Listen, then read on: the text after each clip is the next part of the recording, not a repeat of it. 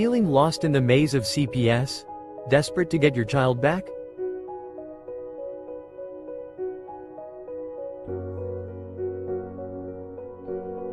You're not alone. Countless parents face the heart-wrenching reality of family separation. The legal system can be overwhelming, but there's hope. Now, here's the key. Okay, that's how you win a 6-month hearing. Thank you. If you do all of those things, you're going to blow your social worker's mind, you're going to blow your attorney's mind, and you're going to blow away the judge. With attorney Vincent W. Davis, a dedicated legal expert with 39 years of experience, committed to helping families like yours. Join his weekly live Q&A on Zoom, where you can ask your burning questions about CPS cases. Get the knowledge and strategies you need to fight for your child's return. Alrighty, good evening everyone. This is a question and answer session for school, SKOOL, and this is the CPS school. Are you ready to take control of your family's future? Join our school community for free to access weekly live Q&A sessions, or participate as a one-time guest.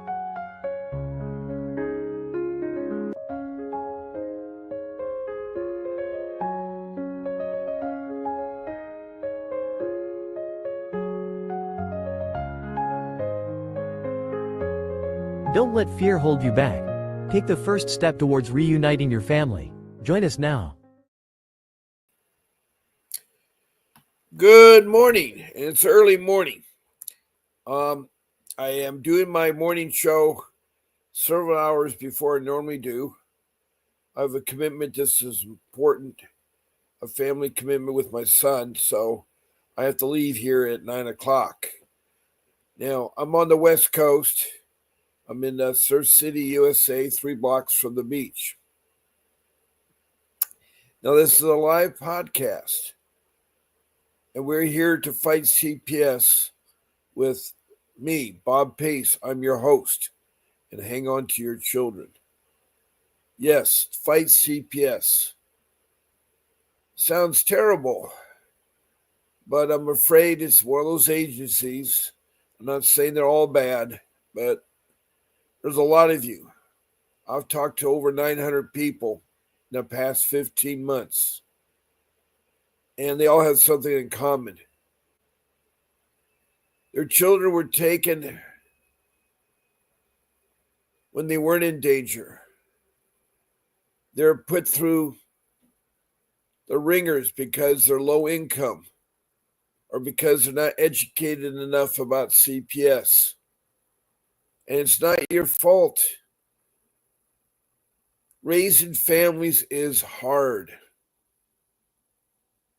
And dealing with the CPS that I have firsthand accounts, and many of you that have been on my podcast have had them too. Now, you found me on Facebook, Fight CPS with Bob Pace. There are 7 rooms in Facebook. They'll chain you to this room. And I'm glad that you'll come in. And hopefully there's something that I can share with you. I'm not an attorney. I'm a caring father and husband. I love my children. I've raised 6 of them. I have 42 years of marriage where I've learned a lot of life skills. And later in life, I'm trying to share them with you. Also, I too was in your same shoes. And it seems something all in common that we all have. We do not have the money to fight the CPS. And I hate to tell you that it is the horrible, horrible agency. It's very intimidating.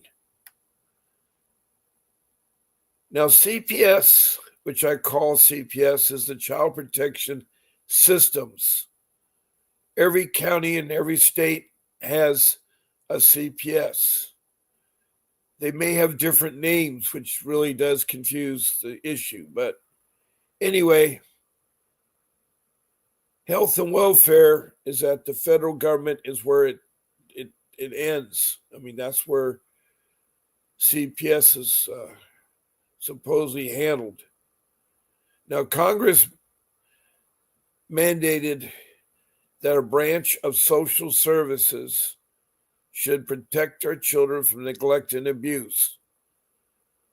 And they're divided into 3 time periods, 1600 to 1875, 1875 to 1962, and 1962 to the present.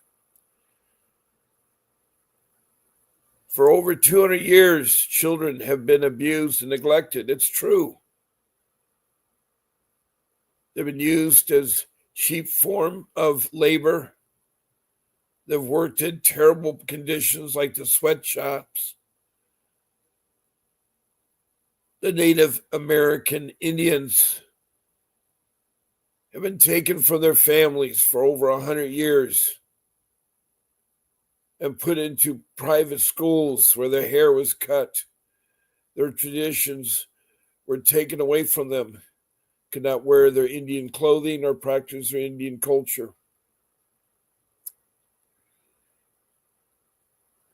Whether you realize or not, they were our first immigrants here to North America.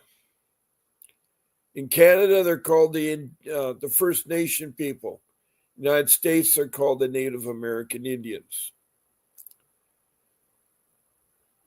But they too have been oppressed. Also, we had a terrible, terrible time in history of where we had slaves. They predominantly were black. They came from Africa.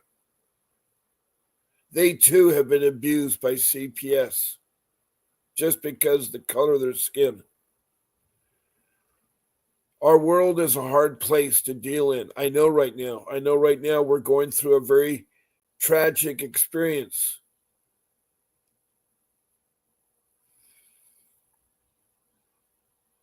Where 10,000 homes have gone up in ash, and I pray that those people will be able to find help and peace and so forth. It's a tragic thing to lose your home. It's also a tragic thing to lose your family. And that's what CPS will do. They will traffic your child into foster care. They will alienate your child. Those 2 things are illegal, but somehow the child protection system gets away with it.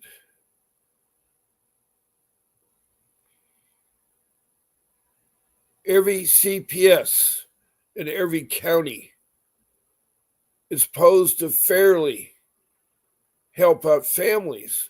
Congress mandated that not only does the branch of social service protect our children from neglect or abuse, they're supposed to help out families in need of food and shelter, clothing, transportation, medical, educational, and even help you find a job.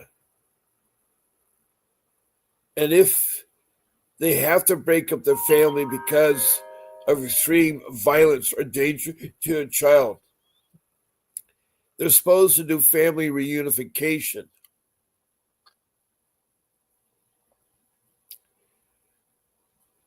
Instead, with the Native American Indian children, they automatically have them adopted. That's been going on for over 100 years.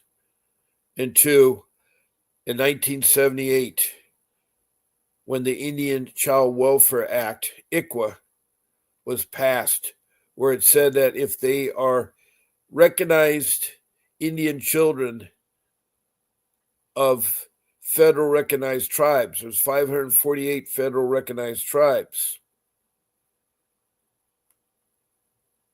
they're supposed to be placed on reservations with the Indian tribe who will take care of their own children and have them reunify with their parents. Studies have shown the best people to raise our children are the mothers and fathers of their biological parents.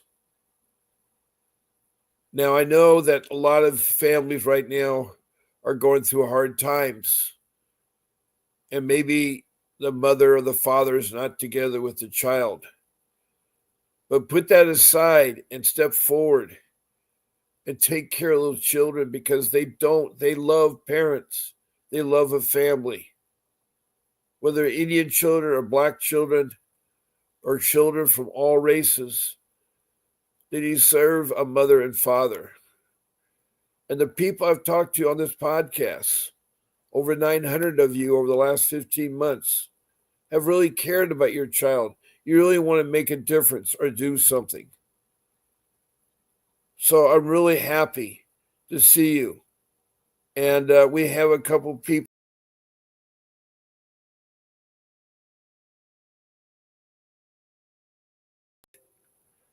I'm sorry. My computer is on its last legs. I don't know how much longer, because I don't have money for a new computer or a used computer.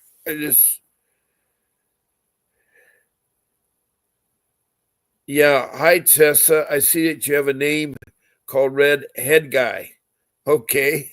So you got a YouTube room and you got a Facebook room, which is great.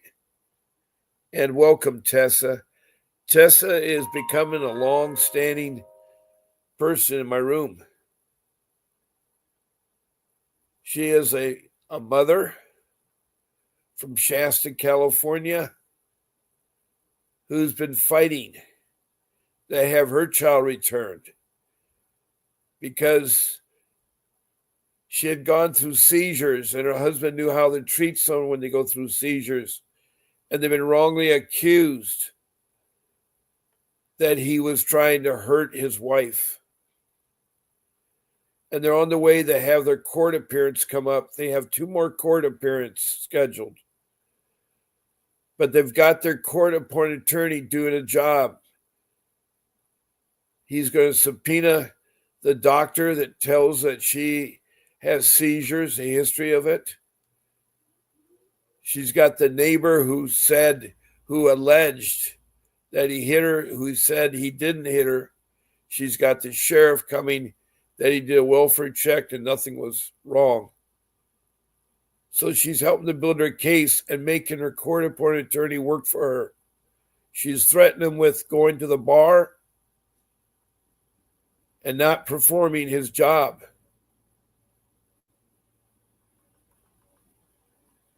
And that's remarkable, Tessa. It's remarkable. It really is. But I'm glad that you're here, Tessa. I really am.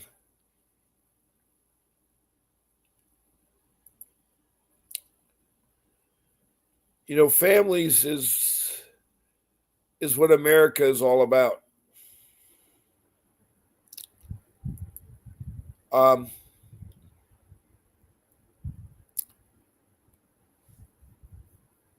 When we are born as infants, there's no manual about how to take care of an infant or how to raise a family.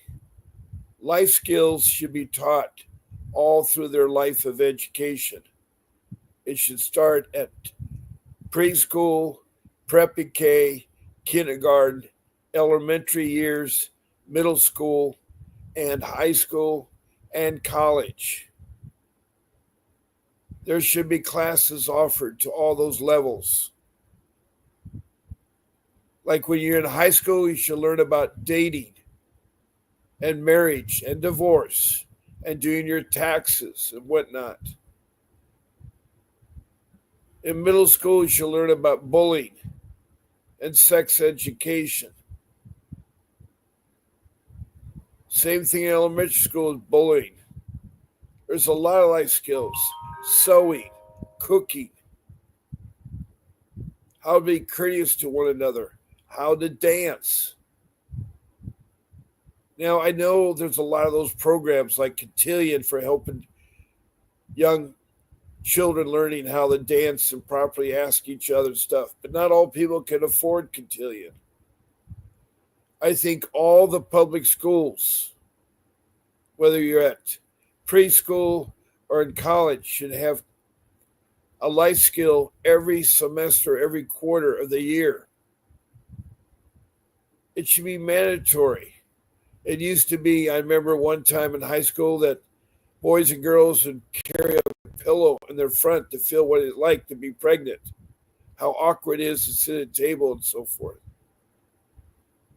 The cooking classes, they're not silly. You're going to have to go out there and learn how to fend for yourself. You can't expect your mother and dad, your mother and father to prepare meals and assist you. In the beginning, we all are very attentive to our babies and our children. We're all very attentive. And with that being said, we try to learn those skills, but a lot of them we don't know, like changing a diaper, or the importance of bathing, or the importance of going to the doctor, how to protect your children around hot places like the stove or other machinery like electrical sockets, how to call 911 if emergency comes up. And as they're younger, how to do CPR or how to help someone choking. Learning cardiopulmonary resuscitation, that's a mixture of getting the heart going and air into the lungs, is so important. It's so important. And it can be taught at an early age. It can be taught to elementary school children. Choking's another way. You can even learn how to choke by leaning over a chair that helps cough the stuff up. You can save yourself. There are techniques that you can do. These are things that should be taught. Academics is important. Physical education is important. Playing on team sports is important. Doing other activities like plays or musical is important. Children should be able to enjoy life for the first 18 years of their life. And we as parents, whether we're together or not, should be there until they're at least 18. That's when they're considered an adult. I moved out at 18. I didn't have to. But somehow I realized the importance of my freedom and the importance of getting out and finding a job and better myself. I didn't have to go to college, but I wanted to better my education. I know with college classes. See, another thing too, when you go to college is interacting among other people your age. You learn so much besides academics in college. If you like playing sports, team sports are fun. It's good for your body. Your body will really do well with that. You do well with that. Now, I am putting on the screen ways you can interact with the podcast. I just previously told about how to text a message. And we do have people from around the world. I have over 20 countries, from Bangladesh to India to the Middle East. I have several countries there. To Africa, I have 6 countries there. Europe, I have 7 countries. Across the pond, I have North America. I have several of the provinces from Canada. All 50 states, including District of Columbia, which is not a state, have called in. It's really important. I've had Mexico and down in South America, Grenada. And then across the Pacific, I've had New Zealand and 2 states in Australia, the Gold Coast and the Melbourne area, the state of Victoria. And all of you have the same problem, it seems like. All of you. You've run into a corrupt CPS. Not all CPS are corrupt. Not all CPS are bad. The social workers some are good. I've had 4 of them on my show. There's a lady named Betty that's on my show all the time, who's a foster care mom. And she's finding her case getting her brother's child from Nebraska to Montana by using the ICPC, a organization that helps the safe transfer of children from state to state. It's a placement organization. But you have to learn about CPS. Now, just put another note about how to be a guest on my show. I'd love to have you as a guest. All you have to do is write Grace at vincentwdavis.com and ask to be on one of my 14 shows. I'm on 10 o'clock every morning, Pacific Standard Time, for 1 hour. I'm again on at 7 p.m. every evening for 1 hour Pacific Standard Time. Now, there are exceptions. Like today, I came on early. I have a family commitment that I need to address, so I come on early. But, and then Saturday and Sunday, I come on at 8 o'clock in the morning. So Friday, Saturday, and this Sunday, I've been all 8. Excuse me. And I really want to help you all as best as I can, because I too was in the trappings of CPS. In my case, it was very corrupt and very bad. I'm not saying all CPSs are bad. There was a lady named Carol from Maryland who's had a degree in clinical psychology, who had 6 months training in CPS with the state of Maryland. And she talked for 40 minutes, and she does it differently. And so I'm glad to hear there are good CPS people out there.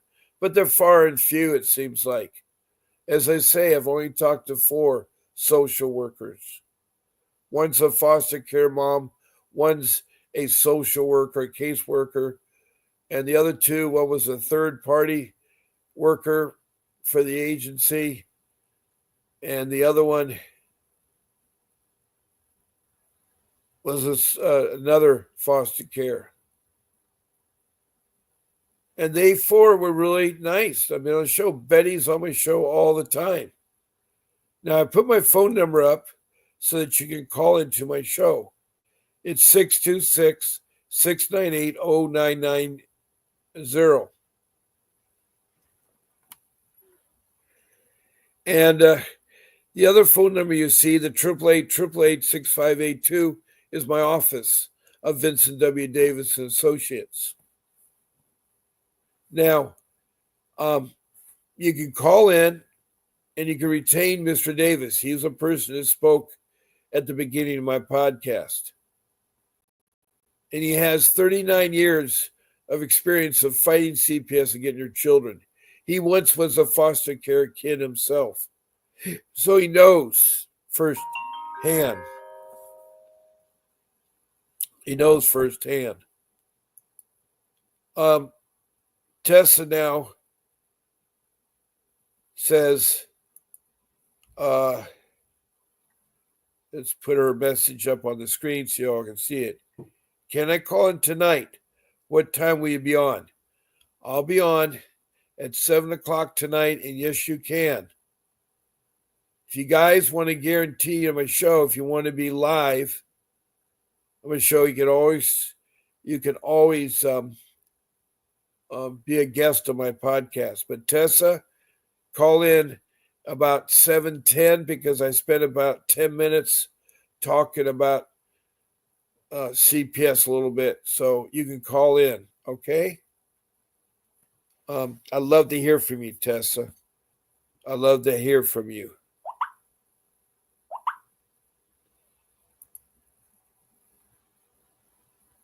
And Tessa further says,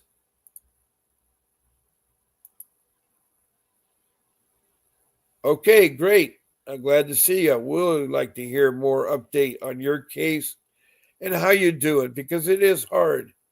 I feel so sorry. Thank you, Tessa. I feel so sorry for the people that are going through the dealings of the corrupt CPS. Now, I was talking about that number, 888-888-6582. It's the office number. When you call there, make sure you tell them that Bob Pace sent you. And when you do talk to Mr. Davis, if you do, tell him that Bob Pace sent you. Now, I did not know that I'd be talking about CPS in my 70s. I was first involved in CPS when I was 60 years old. And unfortunately, in the year 2010, I was going through hard times. I think many people were. A couple of years, I experienced what's called a predatory loan. And that's a loan. And the lender for me was Countrywide. And I'm saying that because Countrywide is no longer, it's been bought up by Bank of America. But the lender, I'll never forget him, all he wanted was money. And so he sells you a loan, but he did behind the scenes, he qualifies you by doubling your salary because he wanted the bonus. And that's what happened with my loan on my home that I had until I lost my home thanks to CPS.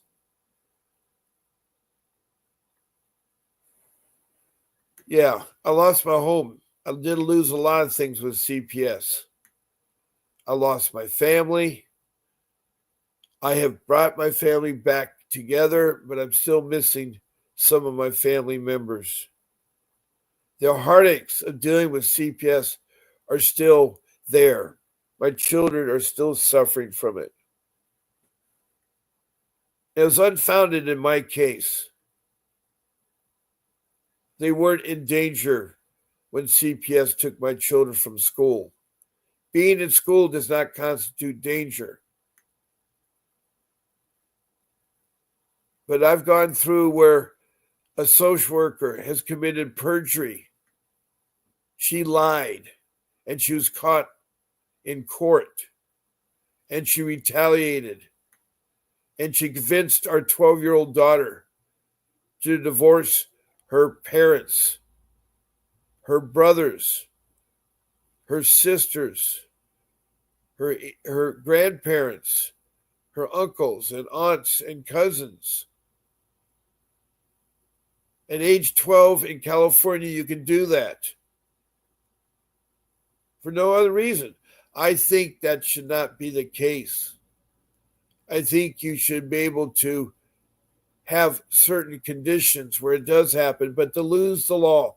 CPS uses the law too loosely. It is so sad that sometimes agencies can get so bad. I look at the corrupt court systems around the country. And it is sad. It is so sad. It is so sad how corrupt courts and agencies can be. And CPS was corrupt. Not only did the social worker tell her to divorce us, she told her to remove her name, to get a new name, a complete new name. We had given her a beautiful middle name called Hanalei, which is, to me, my Garden of Eden on Kauai. And she was beautiful. That's why I wanted to have a middle name for her called Hanalei. But she removed it, her middle name. It's gone. And it's still sad, it still hurts. But the social worker also told her to seal her birth certificate, to get a new birth certificate, to put her foster parents that adopted her as the mom and dad. So for 12 years, the real mom and dad raised her. But then the social worker didn't like being caught in her lies and retaliated. That's how evil the Child Protection Agency is. I'm sorry, all you good social workers out there. I'm sorry you're being labeled, but it hurts. It hurts to have a 12-year-old child taken from you for no reason. My case had no legitimate reason, and I've been fighting it for 15 years. It's all about money. You have to understand the child protection system is about money. It's $1 trillion business. Money is over exaggerated. It flows freely from the federal government to the state government to the counties. All they have to do is ask, and they get any amount that they ask for. And on top of that, in 1994, President Clinton signed into law the Incentive Act, the Family Incentive Act, the Family Supposedly Safe Act. It was bad. What it was telling that CPS would be rewarded for having the children adopted in foster care instead of family reunification. That is sad. I mean, we know Bill Clinton about a lot of other things, but that to me is sad.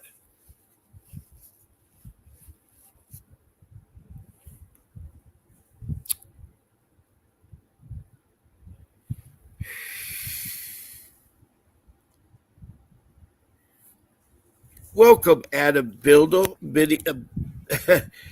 Biddle. Thank you for coming. Good morning. I'd like to put your comment on the screen. My wife and I are new fans, and we haven't missed a show since we found you a few weeks ago. We appreciate everything you're doing. Well, thank you, Adam. Thank you to your wife. I'd like to hear about your story, about how your children were taken and how you're doing and things that maybe I can help you. It's a hard thing to talk about CPS and what they do. They're very corrupt and they are very deceiving. They lie. They're not transparent. Fighting CPS is like open heart surgery. You need a professional lawyer, one that's trained in juvenile family dependency law. Juvenile family dependency law is the area that CPS is in.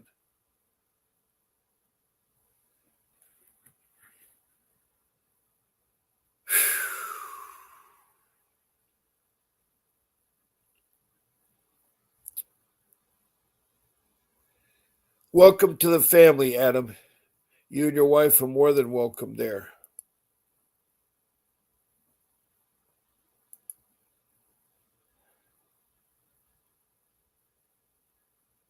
Well, thank you.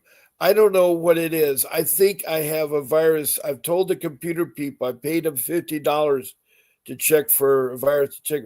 All they did is they did my video drivers and they did a check, but they couldn't find anything. The symptoms that I have weren't happy when I brought it in, but I got to bring it in again and show them. I got to bring it in again and show them because I think it's a deep-rooted Trojan that's doing this because it's erratic. And I'm glad that it looks better. Adam, it looks a lot better. Now, again, there are 4 ways to interact in this podcast. One is by being in this room. There's emojis you can use, smiley faces, thumbs up, hearts. Please send me stars.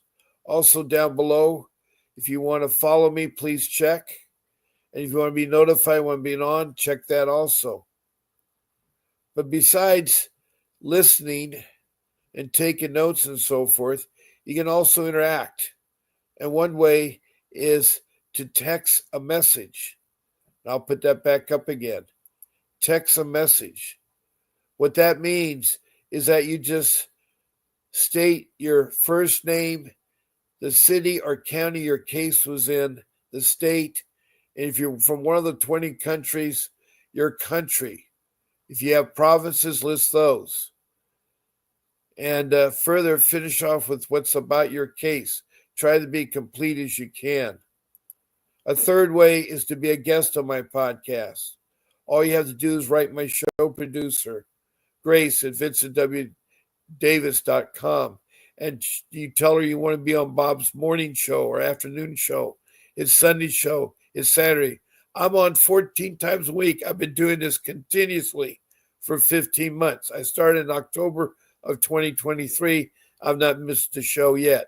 Yes, my times have varied, especially during the football season in high school on Friday Night Lights. I always have my podcast early, 3 or 4 o'clock in the afternoon. But I'm here no matter how I feel. There's been a couple times I was so sick, I delayed my show for an hour and a half. But I came on still. You know, sometimes we try to be as perfect as we can. Anyway, my number's there for any of you that want to call in. And if you call in or you're a guest on my show and you talk, then that will be rewarded with a free 15-minute consultation with Mr. Davis. He's the real deal. He's one of the pit bulls of attorneys in the United States. His city is Arcadia, which was close to one of the fires in Pasadena. But he practices, CPS in Orange County, LA County, Riverside County, and San Bernardino County. Then he has cases in Northern California. And he has a case now in Oklahoma. So he's all over the place. He is all over the place. He'll take your cases. And that number you can call and retain him if you already have your mind made up. But when you're looking for attorneys, you should ask 2 very important questions and get quotes from 3 attorneys. Question 1, are you a juvenile family dependency lawyer who's fought CPS and won your case and got the children back? If the answer is yes, ask the second question. When a case is closed, have you ever done a civil lawsuit against CPS and won money? If the answer is yes, you got yourself one of the best CPS attorneys you can find. And you get 3 quotes. One is about the money of the retainer, and the other part is the chemistry between you and the attorney. It's so important to have the attorney on your side or the attorney believe in you.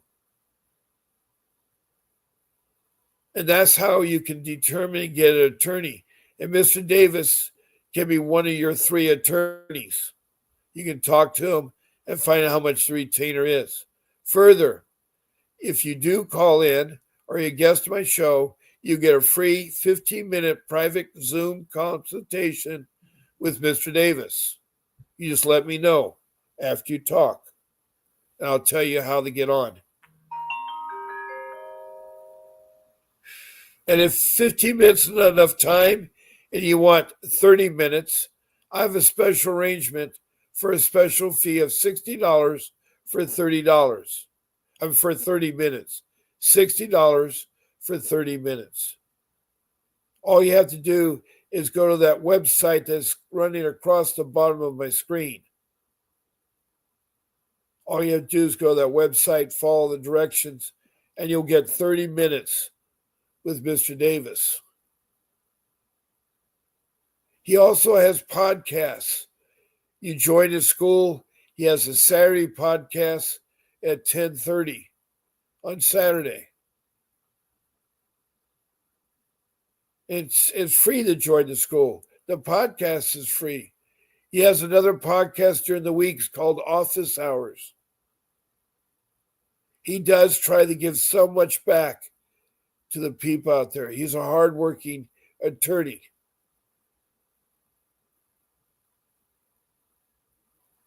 And Tessa says, welcome, Adam. That was nice. This room has been showing a lot of respect to one another, and you guys have helped. You guys have helped. There you go, Adam. You got a new friend, new family member.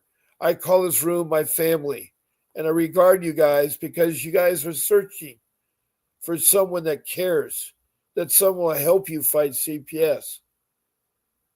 I have 5 rules developed. One, I'm talking about rule number 1 is get an attorney and how to get an attorney. And if you use a court-appointed attorney or public defender, be forewarned.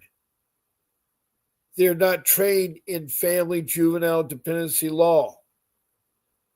They are case loaded, like 30 or more clients. They won't have time to fight your case. And they will not fight your case unless you put fire underneath their seat of their pants. You have to make them work for you. If you're going to use a court-appointed attorney, make them work for you. If you do not want to, replace them. And it may take several replacements, but you got to make them work for you. Otherwise, get a real attorney. I had to sell my home, and it was hard. I quick sold my home to get the money, to get a retainer, to get my kids back. And I only got 2 kids back out of the 3. And getting my daughter back was not the fault of the attorney.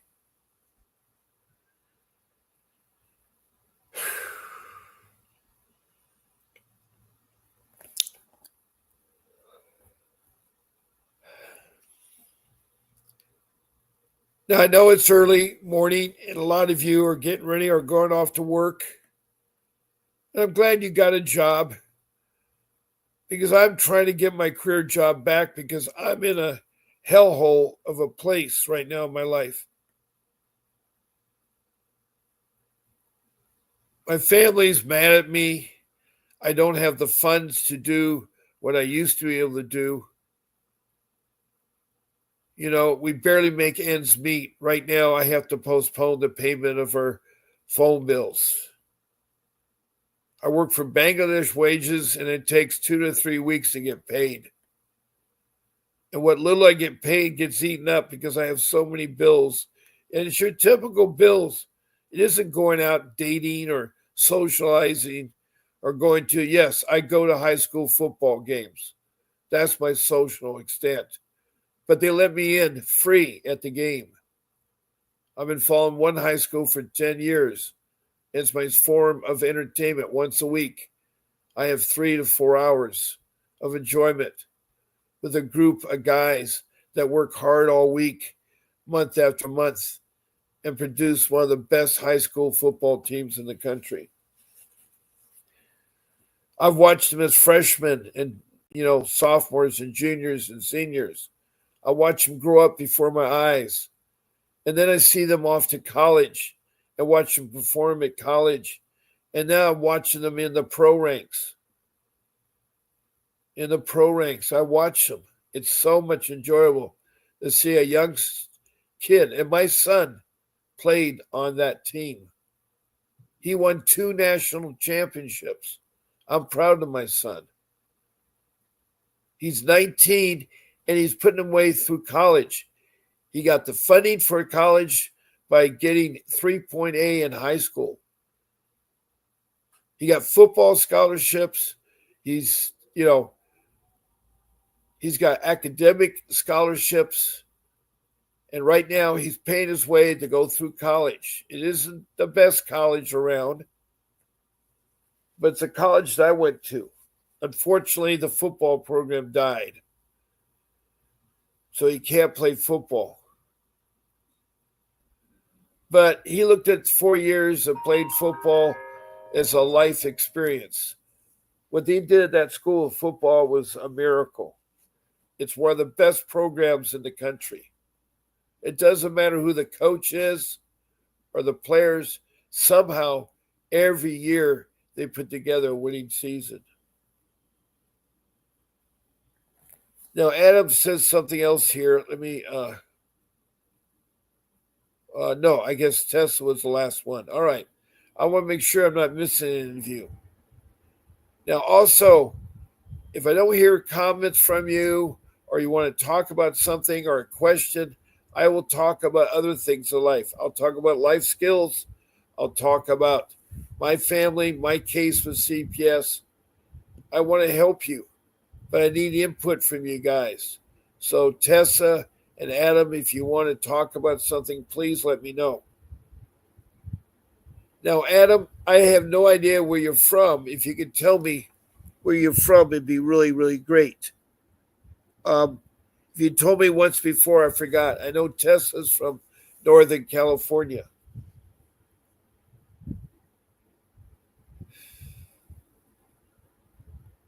Now, sometimes I have a lot of activity. Sometimes I have 10 or 15 people in the room. And sometimes I have a lot of emojis.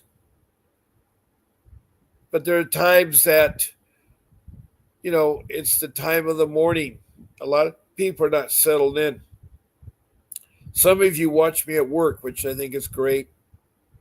But I don't want you to interfere with your work things. Now, I have about 14 minutes left of my podcast.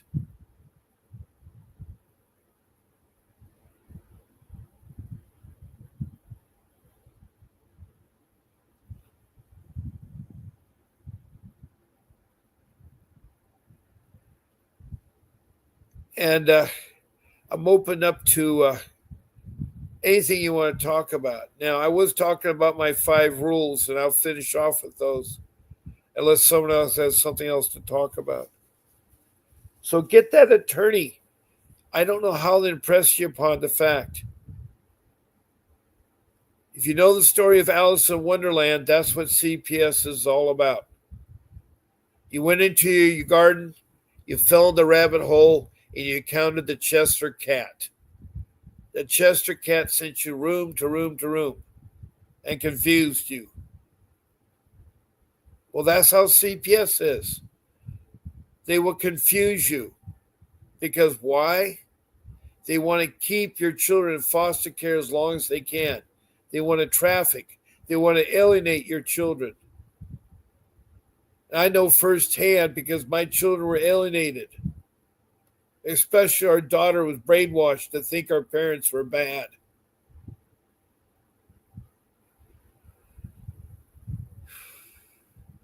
So you need to get an attorney. I did. I had to mortgage my home. I lost my home that I worked for 45 years to get.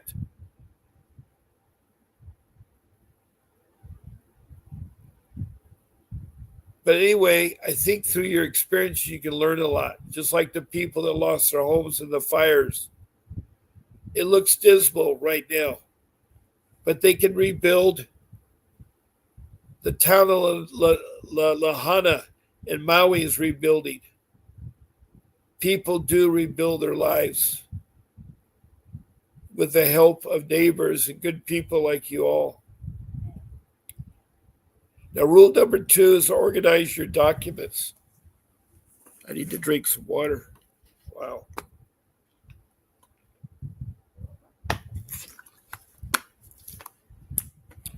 You need to organize your documents. Get a notebook, 3-ring binder. That's at least, 4 inches thick. I don't know how much thick they are, but you want the thickest binder you can get, 8.5 by 11. And stuff it full of subject dividers and notebook, college ruled notebook paper. And what you want to do is also put all your court documents in there. Do a hole puncher, put it in there. And organize it. You want to organize all your drug testing results. You want to put in all the parenting classes, certificates, all the certificates from your programs. And you want to have some pages you work on. One of the most important part is something called a timeline incident log. It's a log of incidents. It's a timeline. You put the earliest first listed, followed by each incident as it appears. Now, incidents can be with social workers, it can be with the police, it can be with the school personnel, it can be with lay people. Whoever it is, you have an incident. You need 3 lines per incident. Line 1 is the date, the time, the people involved, and the location. Line 2 is a summary of what the incident was about. A 1-sentence summary. And line 3 is the outcome of the incident. Again, it's a 1-line summary of the outcome. Now, you may not have the outcome yet. Don't worry, leave it blank and come back later. Then skip a line and put the next incident, and so forth and so forth. Use highlighters in your notebook. So in documents is number 2. Number 3 is you do not talk to social workers. Do not talk to police. Do not let them in your home. Do not let them take your children. Now, police come with social workers for their protection. Social worker uses the police for intimidation.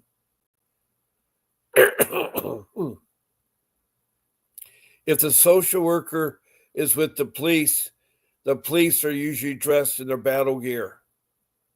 And it's very intimidating. But you have civil rights and constitutional rights. You don't have to answer your door. Too many people are being shot and killed by answering the door. Also, if you answer the door, they get inside, they'll start looking around your home for things that will get you in trouble.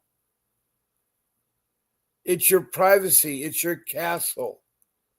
Your front door, when it's closed, the drawbridge is up. Now, you can tell your family and friends and relatives and your children's stuff, use a special knock, a ring, if they are at the door. There's no reason why strangers, which police are, social workers are, you have to answer your door to them. A lot of times, people are soliciting things, and they're knocking on your door. Or they could be a wrong knock. It could be a wrong door. And too many people or safeties are concerned. If it's that important, they will call you or send you an email or send you a letter. They know how to get a hold of you. If everybody wants to get a hold of you, they can.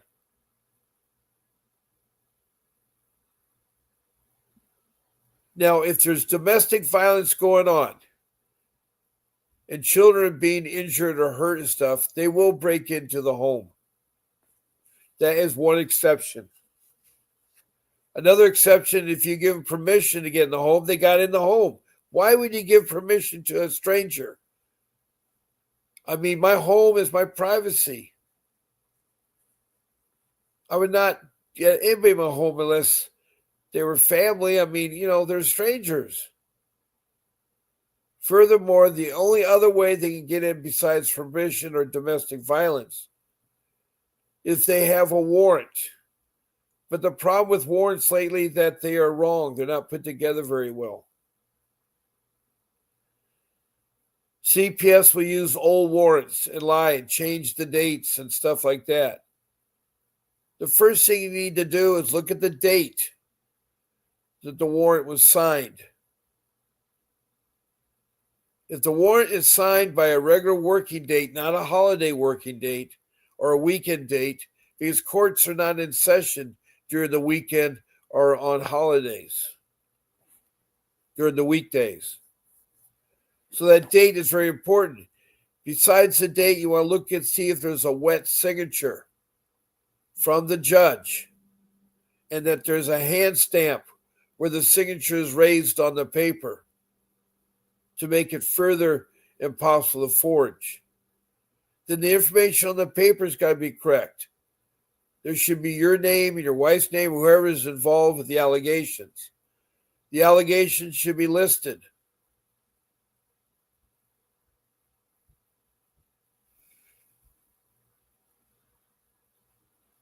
Also, the children should be listed that are involved. And then the address. And then what they can do.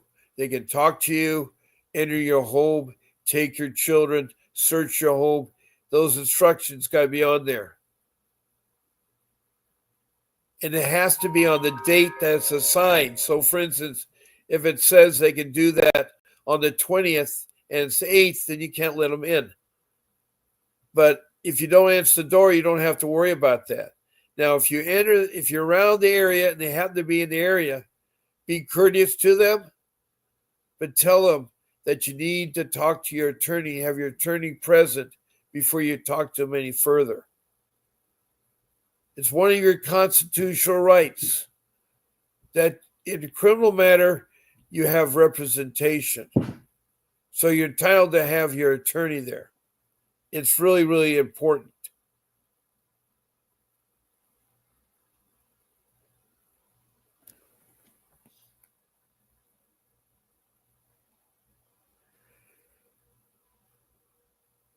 Now,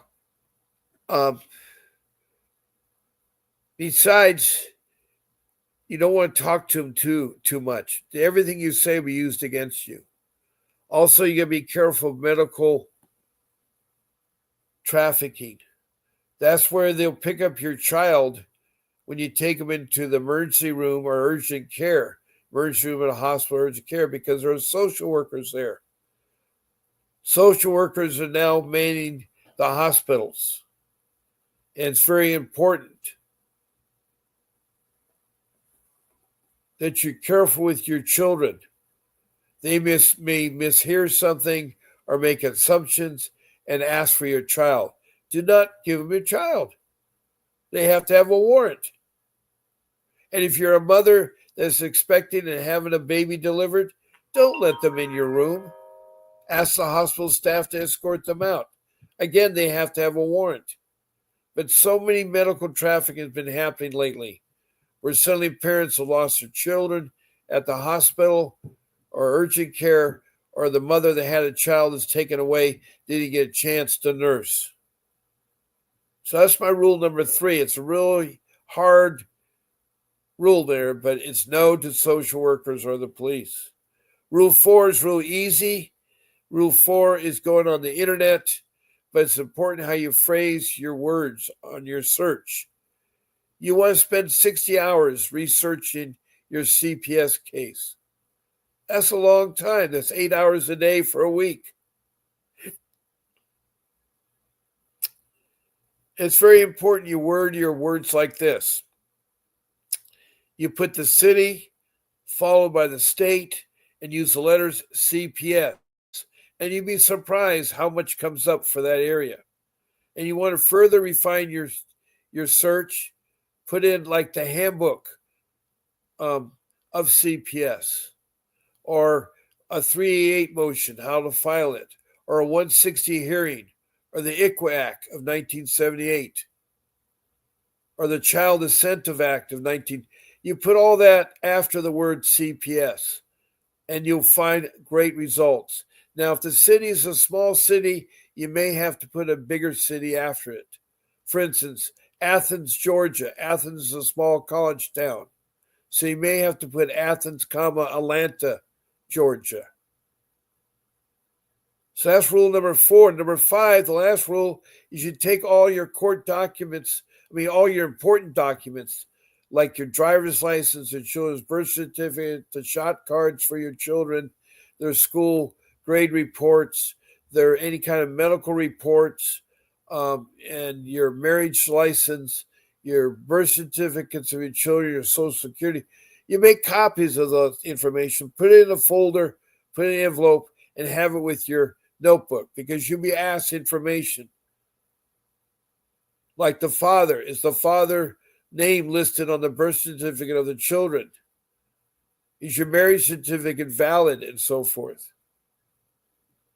So those are my 5 rules. I got to end my podcast because I have to leave now to help out with my family. I want to thank Tessa and Adam for being a guest of my podcast. God bless you people. Thank you for being part of my family. To all my other listeners, I know you may not be here, but I know your spirit's here. This is a family. So I'll be on again tonight at 7 p.m.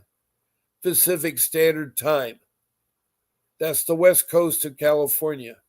So God bless. There'll be a message from Vincent you'll hear, and I'll see you tonight. Be safe and keep fighting for your kids. This is Bob Pace signing off.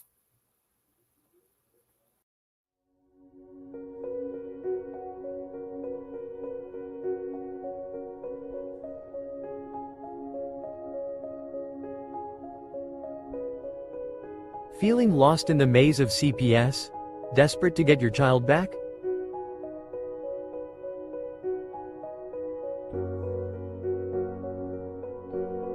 You're not alone. Countless parents face the heart-wrenching reality of family separation. The legal system can be overwhelming, but there's hope. Now, here's the key. Okay, that's how you win a 6-month hearing. Thank you. If you do all of those things, you're going to blow your social worker's mind, you're going to blow your attorney's mind, and you're going to blow away the judge. With attorney Vincent W. Davis, a dedicated legal expert with 39 years of experience, committed to helping families like yours. Join his weekly live Q&A on Zoom, where you can ask your burning questions about CPS cases. Get the knowledge and strategies you need to fight for your child's return. Alrighty, good evening everyone. This is a question and answer session for school, SKOOL, and this is the CPS school. Are you ready to take control of your family's future? Join our school community for free to access weekly live Q&A sessions, or participate as a one-time guest.